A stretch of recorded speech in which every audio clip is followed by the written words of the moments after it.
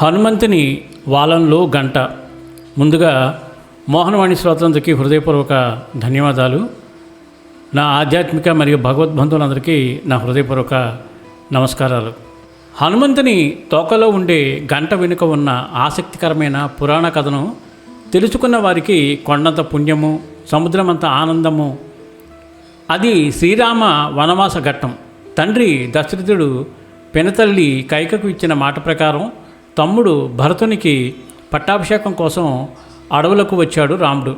తోడుగా సీతమ్మ తల్లి, నీడగా లక్ష్మణుడు, మునులు దర్శనాలతో, ఋషి పుంగవుల దివ్యోపదేశాలతో పచ్చపచ్చని పరిసరాల్లో సాగుతున్న వనవాసంలో అనుకోని ఘటన సీతమ్మ అపహరణ. ప్రాణప్రదురాలైన భార్యను వెతుకుతూ బయలుదేరిన రామచంద్రునికి వానరులైన సుగ్రీవుడు, హనుమంతునితో స్నేహం కుదిరింది. వానర రాజుగా అన్నస్థానంలో కూర్చున్న సుగ్రీవుడు సీతమ్మ జాడ కనిపెట్టడానికి నలుదిక్కులకు వానరుల్ని పంపాడు. రావణలంకలో ఉన్న అమ్మజాడను హనుమన్న కనిపెట్టాడు. యుద్ధం తప్ప వేరే మార్గం లేదని నిర్ణయించిన రాముడు కపి సైన్యాన్ని భల్లూక పటాలంతో జతకూర్చాడు. ఇద్దరు మానవుల కోసం యుద్ధానికి సిద్ధపడ్డాయి కోతులు, ఎలుగుబంట్లు. రణానికి తరలి వెళుతున్న తమ వాళ్లను కడసారిగా కన్నుల నిండుగా చూసుకుంటున్నాయి వానర కుటుంబాలు. ఒకవైపు స్వామి కార్యము, మరొక వైపు పేగుబంధము. ఈ రెండిటికి నడుమ జరుగుతున్న ఘర్షణలో స్వామి కార్యానికే పూనుకున్నారు వానర వీరులు. కన్నీళ్లు కారుతున్న విజయోస్తు, దిగ్విజయోస్తు అని అంటున్నారు కుటుంబ సభ్యులు. ఈ దృశ్యాన్ని చూసిన రాముడు కదిలిపోయాడు, కరిగిపోయాడు. తన కన్నులలోని చెమ్మను కనిపించనీయకుండా జాగ్రత్త పడ్డాడు. తుది వీడ్కోలు ముగిశాయి. సైన్యం సర్వసన్నద్ధంగా ఉంది. అప్పుడు లేచాడు రాముడు. ఓ వానరులారా, ప్రాణాస్పదులైన మీ బిడ్డలను, భర్తలను, సోదరులను, బంధువులను నా కోసం, నా స్వార్థం కోసం జరగబోయే యుద్ధానికి పంపిస్తున్నారు. మీ నిస్వార్థతకు నా నమోవాకాలు. నేను అరుణుని, ఎవరి రుణాన్ని ఉంచుకోకూడదన్న వ్రతం కలిగిన వాడిని కనుక ఇదే నా వాగ్దానం. యుద్ధానికి ఎంతమందిని తీసుకువెళ్తున్నానో అంతమందితోనే వెనక్కు తిరిగి వస్తాను అని అన్నాడు. జనన మరణాల చక్రాన్ని ఛేదించగలిగే ఏకైక శక్తి చక్రధారి. ఆ చక్రధారే నేడు కోదండధారి అయి వాగ్దానం చేశాడు. రామన్న అన్న మాట ఎన్నటికీ పొల్లుపోదు. తమవారు తప్పక తిరిగి వస్తారన్న ఆనందంతో జయఘోషను చేసింది వానర జాతి. రామసేవ కోసం కదిలిన కపి సైన్యంలో సుగ్రీవుడు, ఆంజనేయుడు, అంగదుడు వంటి మహోన్నత కాయులతో పాటు సింగిలీకలు అని పిలువబడే పొట్టి పొట్టి మరుగుజ్జు కోతులు కూడా ఉన్నాయి.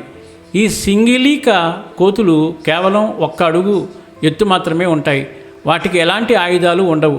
పదునైన పళ్ళు, వాడి అయిన గోళ్ళు ఇవే వాటి ఆయుధాలు. కొన్ని వందల సింగిలీకలు గుంపుగా కలిసి ఒక శత్రువుపై దాడి చేస్తాయి. పళ్లతో కొరికి, గోళ్లతో రక్కి చంపుతాయి. ఇదే వాటి యుద్ధతంత్రం. రామరావణ యుద్ధం ఘోరంగా సాగుతోంది. రామలక్ష్మణుల బాణదాటికి కపివీరులు, ప్రతాపానికి ఎందరో రాక్షస వీరులు రాలిపోయారు.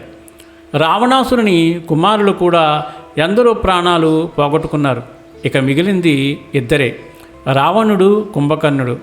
హాయిగా నిద్రపోతున్న కుంభకర్ణుడు అన్న కోసం యుద్ధరంగానికి వచ్చాడు. కుంభకర్ణుడు మహాకాయుడు. నేలపై నిలబడితే తల ఆకాశంలోకి వెళ్ళిపోతుంది. అంతటి భారీ దేహం వాడిది. విశాలమైన ఎత్తైన మహారథంలో కూర్చుని యుద్ధానికి వచ్చాడు. ఆ రథం పైభాగంలో ఉన్న గొడుగుకు చిన్ని చిన్ని గంటలు కట్టి ఉన్నాయి. అవి గలగలా శబ్దం చేస్తూ ఉండగా వికటాట్టహాసంతో వానరులపై విరుచుకుపడ్డాడు కుంభకర్ణుడు. ఘోరమైన పోరు తర్వాత రామబాణం దెబ్బకు నేల కూలాడు. రథం నుండి కిందకు పడుతున్న సమయంలో కుంభకర్ణుడి చేయి తగిలి ఒక గంట క్రింద పడింది. అదే సమయంలో క్రింద యుద్ధరంగంలో 1000 మంది సింగిలీక కోతులు గుంపుగా వెళుతున్నాయి. కుంభకర్ణుని రథం నుండి తెగిన గంట వేగంగా వచ్చి నేరుగా ఈ కోతుల పైన పడింది. గంటదేమో భారీ ఆకారం, కోతులేమో మరుగుజ్జులు. ఇంకేముంది, ఆ 1000 కోతులు గంట కింద ఇరుక్కుపోయాయి. ఉన్నట్టుండి చీకటి కమ్ముకుంది. ఏ చప్పుడు వినబడకుండా పోయింది. అంతే, ఆ బుల్లి కోతులకు భయం పట్టుకుంది. అలా కొద్దిసేపు గడిచాక ఎవరు తమ కోసం రాకపోవడంతో ఒక్కొక్క కోతి ఒక్కొక్క విధంగా మాట్లాడసాగింది. మనల్ని కాపాడడానికి ఎవరూ రాలేదు.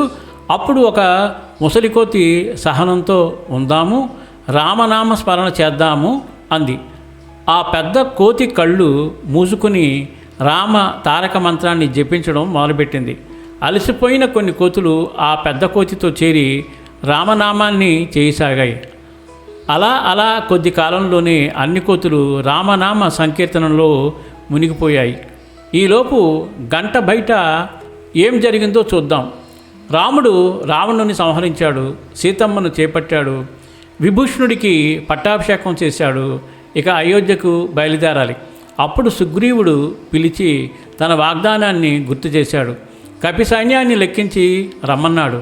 లెక్కలు వేసిన సుగ్రీవుడు రాముడి దగ్గరకు వచ్చి 1000 కోతులు తక్కువగా ఉన్నాయని చెప్పాడు. మళ్ళీ లెక్క వేయమన్నాడు రాముడు. మళ్ళీ 1000 తక్కువగా ఉందన్నాడు సుగ్రీవుడు. అప్పుడు సాక్షాత్తు రామచంద్రుడే బయలుదేరాడు. ముందు హనుమ దారి చేస్తూ ఉండగా యుద్ధరంగంలోకి వచ్చాడు రాముడు. ఎటు చూసిన రాక్షసుల శవాలు, విరిగిన రథాలు, కత్తులు, పగిలిన డాళ్ళు, వాటన్నిటి మధ్య ఎక్కడైనా వానరులు పడి ఉన్నారేమో స్వయంగా వెతుకుతున్నాడు రాముడు. అంతలో స్వామి దృష్టి ఒక గంటపై పడింది. హనుమా అన్నాడు. పవనసుతునికి తన స్వామి అంతరంగం ఇట్టే అర్థమైంది. వెంటనే తోకను పెంచి గంటను పైకి లేపాడు. అక్కడ ఆ గంట క్రింద పెదవులపై రామనామం తాండవిస్తూ ఉండగా మూసిన కళ్ళతో, రామభక్తితో వికసించిన మనసులతో కూర్చుని ఉన్న కోతులు. సుగ్రీవుడు చకచక లెక్క వేశాడు. 1000 సింగిలీక కోతులు. లెక్క సరిపోయింది. చుట్టూ ఉన్న వానర సైన్యం ఒక్క పెట్టున జయ జయ రామ, జయ జయ రఘురామ అంటూ జయఘోషను చేసింది. అప్పటి వరకు చీమ చుట్టుకుమన్న శబ్దం కూడా వినని మరుగుజ్జు కోతులు అపార పారావార ఘన ఘోర తరంగ ఘోషల వినబడిన జయ జయ ధ్వానాలకు ఉలిక్కిపడ్డాయి. చటుక్కున కళ్ళు తెరిచాయి. చీకటికే అలవాటు పడిపోయిన కళ్ళతో దగదగా మెరుస్తున్న సూర్యకాంతిని చూడలేక కళ్ళకు చేతుల్ని అడ్డుపెట్టుకుని నెమ్మదిగా చూడసాగాయి. అదిగో ఎదురుగా ఆజానుబాహుడు, అరవింద దళయతాక్షుడు, నిశాచర వినాశకరుడు, భక్తకోటికి శీతకరుడు అయిన రాముడు నిలబడి ఉన్నాడు. అంతే, సింగిలీక కోతులకు దిగ్భ్రమ కలిగింది. దిక్కులు తోచలేదు. ఏం చేయాలన్న ఆలోచన రాలేదు. వానర సైన్యం మరొక్క మారు జయఘోషను చేసింది. జై శ్రీరామ, జై శ్రీరామ. అప్పుడు తెలిసింది ఏమి చేయాలో. వెంటనే రామ పాదార విందాలపై పడ్డాయి ఆ బుల్లి కోతులు. రాముడు మోసగాడు అన్న ఈ కోతిని, హనుమంతుడు బుద్ధిహీనుడు అన్న ఆ కోతిని తాకాయి రామస్వామి మృదు హస్తాలు. ఎవరి వీక్షణం భవసాగరాన్ని తారణం చేయిస్తుందో అటువంటి రామ వీక్షణం తారక మంత్రమే త్రోవ అన్న పండుకోతిపై ప్రసరించాయి. అలా సింగిలీక కోతుల జన్మలు ధన్యమయ్యాయి. ఇప్పుడు రాముని దృష్టి హనుమ వైపుకు మళ్ళింది. సుందరే సుందరం కపిహి, ముద్దైన కోతి తోకకు ముచ్చటైన గంట మురిపంగా చూశాడు ముగ్ధ మోహనుడైన రాముడు. హనుమ రాముడి మాట తప్పడు అనడానికి ఉదాహరణగా నిలిచే ఈ సింగిలీక కోతుల కథకు గుర్తుగా తోకతో గంటను కలిగిన నీ రూపాన్ని ఎవరు చేతులారా అర్చిస్తారో, మనసారా ప్రార్థిస్తారో వారికి నా అనుగ్రహం రెండింతలుగా లభిస్తుందని వరమిచ్చాడు శ్రీరాముడు. వాలంలో గంటను కలిగిన వానర శ్రేష్ఠుణ్ణి దర్శించేటప్పుడు, పూజించేటప్పుడు ఈ సింగిలీక కథను గుర్తు చేసుకోండి. సర్వం శ్రీరామార్పణమస్తు. జై శ్రీరామ్, జై జై శ్రీరామ్.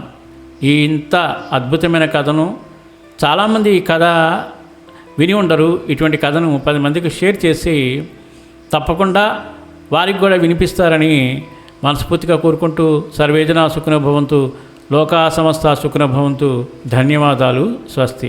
మన మోహనవాణి కార్యక్రమాలు మీకు నచ్చినట్లయితే వెంటనే ఒక లైక్ చేయండి, అలాగే కామెంట్ చేయండి, ఎక్కువ మందికి షేర్ చేయండి. సబ్స్క్రైబ్ చేసుకోకపోతే వెంటనే మన ఛానల్కి ఇప్పుడే సబ్స్క్రైబ్ చేసుకోండి. ధన్యవాదాలు.